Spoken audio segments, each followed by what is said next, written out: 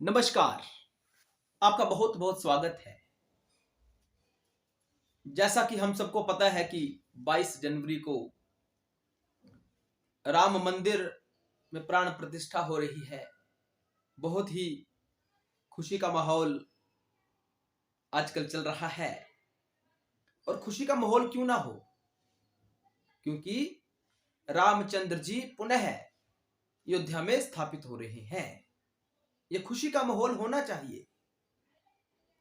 लेकिन आजकल बहुत विवाद चल रहा है कि जो शंकराचार्य जी हैं, जो अध्यात्म के उच्च शिखर पर बैठे हुए हैं, जिनके बाद कोई अन्य धर्मगुरु नहीं आता, वे ही उच्च है। उसके बाद कोई दूसरा धर्मगुरु नहीं हो सकता। एक तरफ भगवान और उसके समतुल्य शंकराचार्य जी हैं। ऐसा हम सबको अपने अंतःकरण में बिठाना है कि शंकराचार्य से ऊपर कोई अन्य धर्मगुरु नहीं हो सकता। जो भी अन्य धर्मगुरु है वह शंकराचार्य के अंतर्गत ही आते हैं। यह सत्य है। लेकिन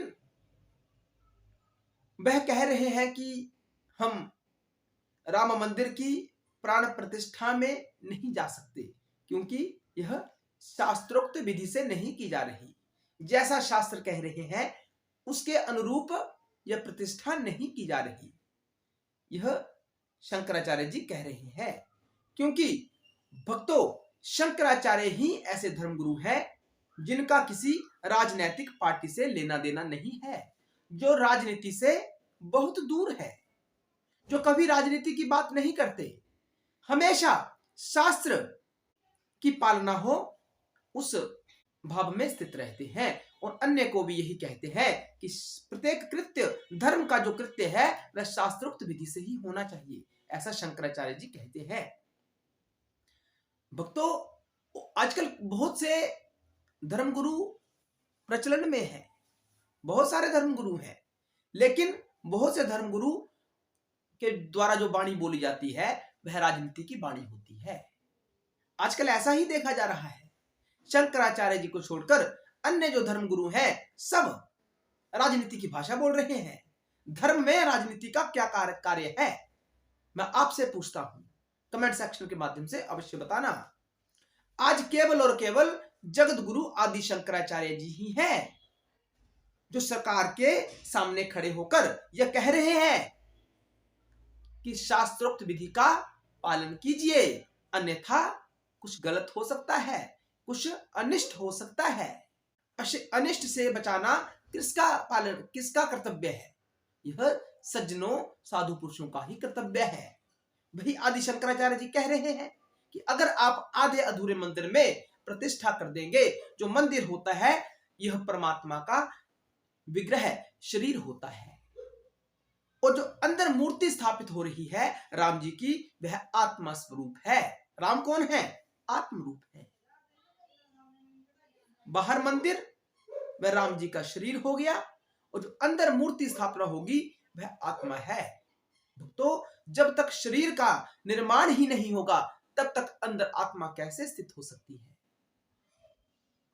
यह प्रश्न तो सबके मन में अवश्य उठना चाहिए।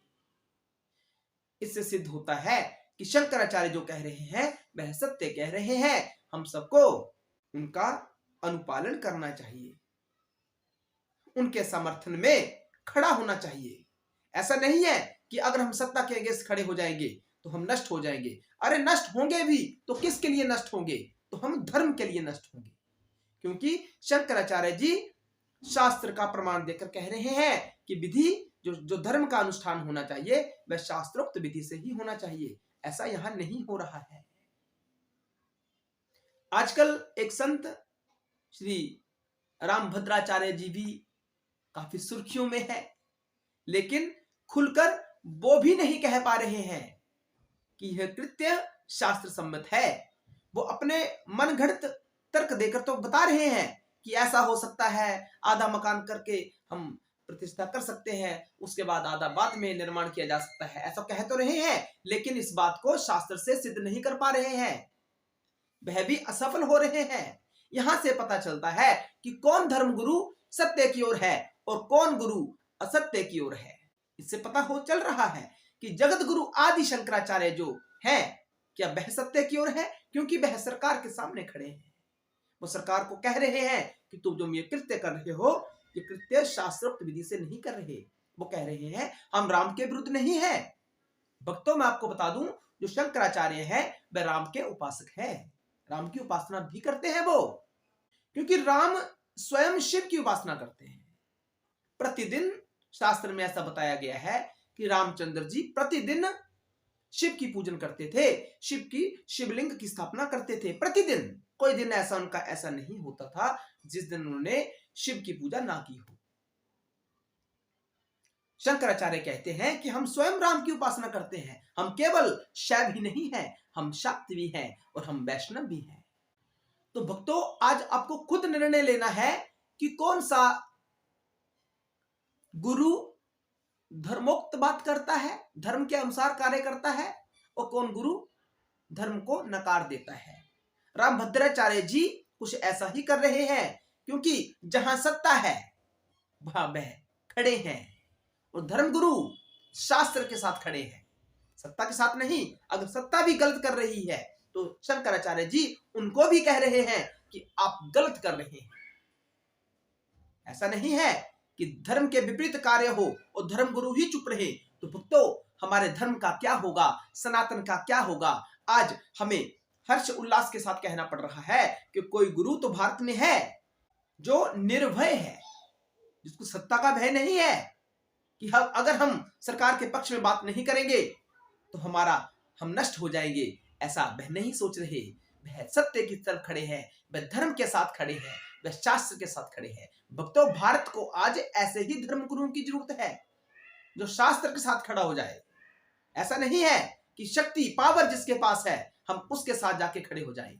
दोगला नीति हम प्रस्तुत नहीं कर सकते, ऐसा शंकराचार्य जी कह रहे हैं। वो कहते हैं जब कांग्रेस ने गलत किया तो हमने कांग्रेस को नकारा। आज भाजपा ऐसा कृत्य कर रही है जो शास्त्रोक्त नहीं है, तो हम उनको भी कहेंगे हमारा अधिकार है, क्योंकि हम उस पद पर प्रतिष्ठित हैं जो सबसे उच्च है। शंकराचार्य जी के द्वारा जो स्थापित किया गया है हम उसके ऊपर प्रतिष्ठित है। अगर हम ही धर्म के साथ खड़े नहीं होंगे तो और कौन खड़ा होगा? धर्मगुरु अगर बिक जाएगा, सरकार का पक्ष लेकर सत्य को छोड़ देगा, तो हमारे धर्म का क्या होगा भक्तों? यही है। आज वह दिन है जिस दिन आप यह पहचान कर सकते हैं कि कौन सत्य गुरु है और कौन असत्य गुरु है। जो शास्त्र की वाणी कहता है वह सत्य है, या जो मन माना आचरण करता है, अपने ही अनुसार शास्त्र का अर्थ बदल देता है, वह गुरु है। मैं आपसे पूछता हूं, कमेंट सेक्शन के माध्यम से अवश्य बताना और वीडियो पूरा देखना। हर हर महादेव। ओम नमः शिवाय। जय श्री राम।